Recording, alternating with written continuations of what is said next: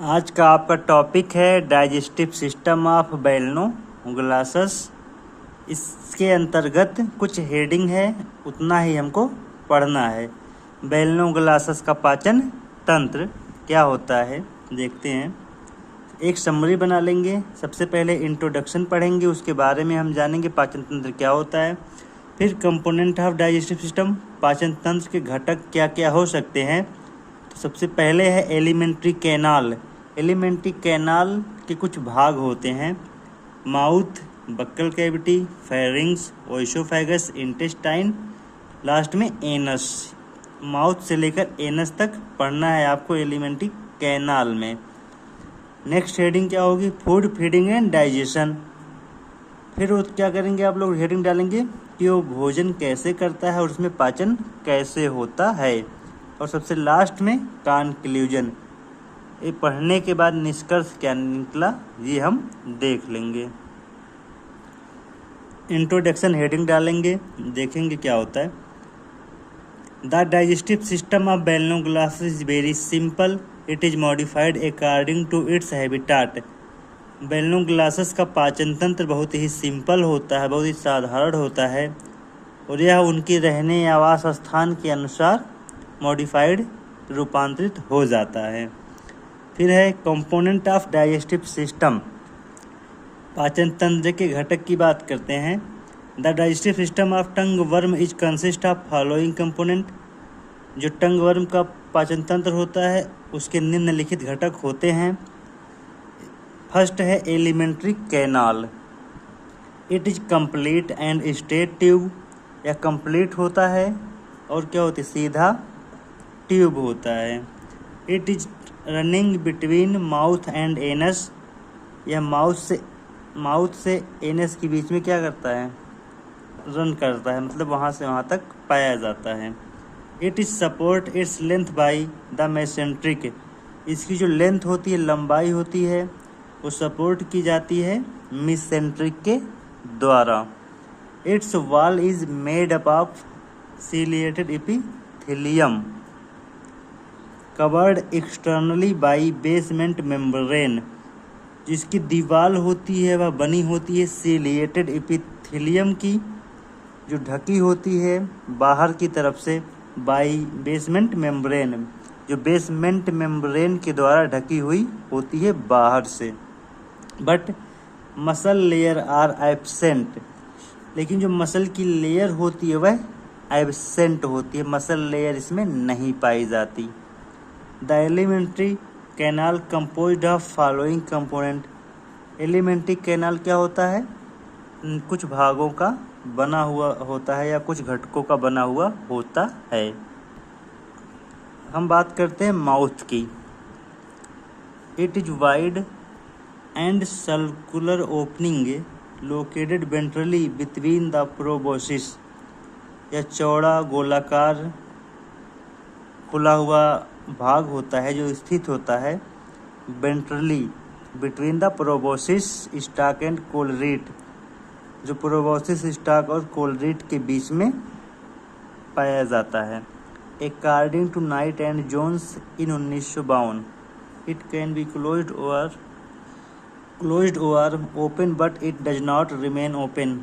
या खुला हुआ हो सकता है या बंद हो सकता है, लेकिन ये हमेशा खुला हुआ भी नहीं होता इनका मुंह।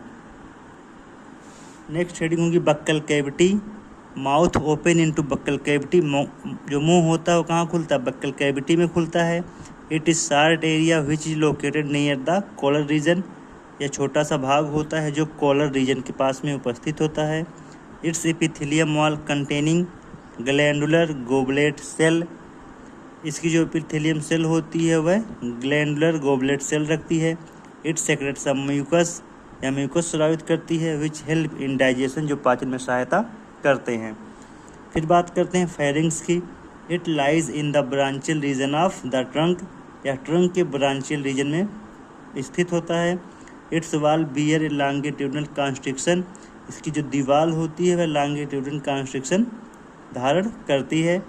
It contain a ridge like structure called as probranchial ridge. यह क्या करता है, इसे मेड़ की तरह संरचना पाई जाती है, उसे कहते हैं प्रोब्रोंचियल रिज कहते हैं। It divide the pharynx into respiratory portion and digestion portion. जो क्या करती है, फेरिंग्स को बांट देती है, एक रिस्पायरेटरी वाले भाग में और दूसरे पाचन वाले भाग में। नेक्स्ट बात करते हैं ओइसोफेगस की। Pharynx open into oesophagus. जो फेरिंग्स होती है फिर आगे खुलती है ओइसोफेगस में। In this area no digestion occur because no enzyme has been found in the oesophagus. यहाँ पे ना तो पाचन होता है, क्योंकि पाचन क्यों नहीं होता, क्योंकि यहाँ एंजाइम नहीं पाए जाते हैं। It is only the passage enter the food in the oesophagus.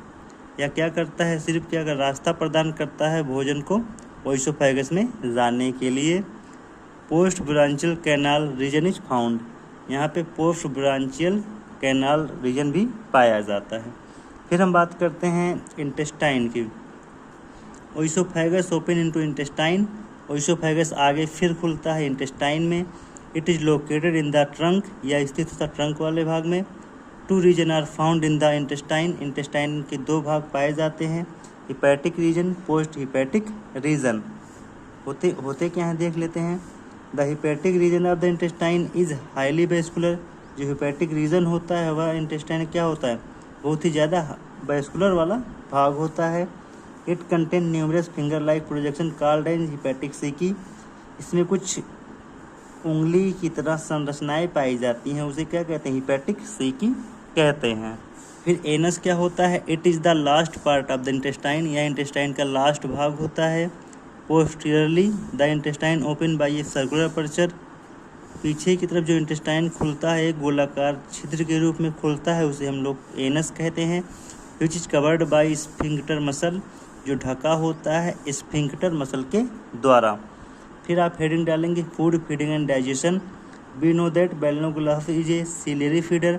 हम जानते हैं बेलनोग्लास कैसे भोजन करता है, सीलिया के द्वारा। Its food consist of microscopic organism and organic particle.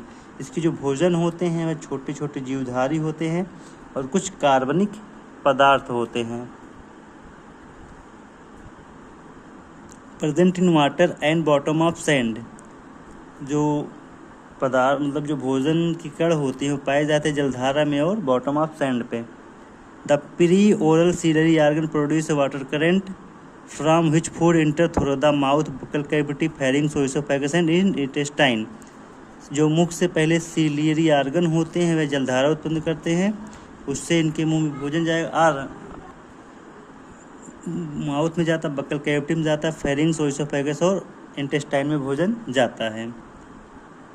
उसके बाद ये म्यूकस स्रावित करेंगे और जो जलधारा उत्पन्न होगी उसमें भोजन होते हैं उन परीक्षण किया जाता है और फूड का एग्जामिनेशन होता है और जो रिजेक्टेड फूड मटेरियल होते हैं बॉडी के द्वारा बाहर कर दिए जाते हैं। जो एग्जैक्ट प्रोसेस होती है पाचन की यह बेलनोग्लासेस में क्लियर नहीं है, ऐसा माना जाता है। एंजाइम के द्वारा पाचन कंप्लीट होता है और जो अपचित भोज्य पदार्थ होते हैं बॉडी के द्वारा बाहर निकाल दिया जाता है, उसे हम कास्टिंग कहते हैं। आप ये फिगर बना लीजिएगा, ये है structure of alimentary canal of बेलनोग्लासेस।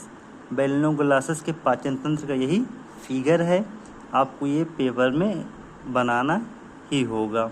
Thank you.